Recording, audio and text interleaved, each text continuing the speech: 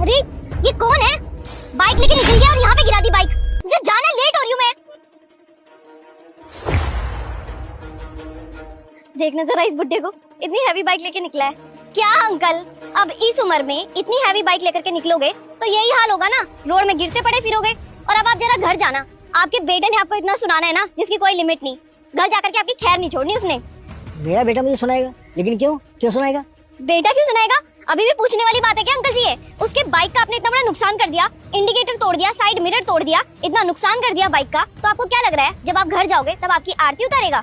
अरे मेरा बेटा तो मुझे तब सुनाएगा ना जब बाइक उसकी होगी। ये बाइक तो मेरी है, मैंने खरीदी है। क्या अंकल, ये स्पोर्ट्स बाइक आपकी है? हाँ मेरी है। क्या अंकल, बुढ़ापे में जवान बनने का शौक चढ़ा है क्या? आपको पता भी है कितनी भारी बाइक है? इतनी भारी बाइक आप चला लेते हो? हाँ चला लेता हूँ।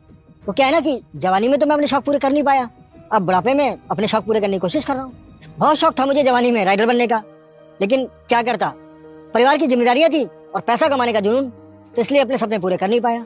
तो निकल पड़ा पैसे कमाने और दिन रात बस पैसे कमाने लग रहा।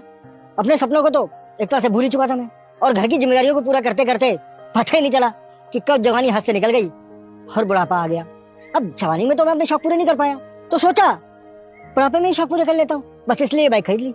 वैसे अंकल आप कह तो सही रहे हो, लेकिन आप मेरे को एक बात बताओ, अब ये बाइक गिर गई है, मुझे तो नहीं लगता आप अकेले इस बाइक को उठा भी पाओगे। यही तो दिक्कत है बेटा। अब शौक में मैंने इतनी हैवी बाइक खरीद तो ली, लेकिन अब ना हाथों में हिम्मत बची है ना पैरों में जान, जो इतनी हैवी बाइक को उठा सकूं। बिल्कुल सही बात है अंकल जी, सही समय पे सही चीजें ही करनी चाहिए।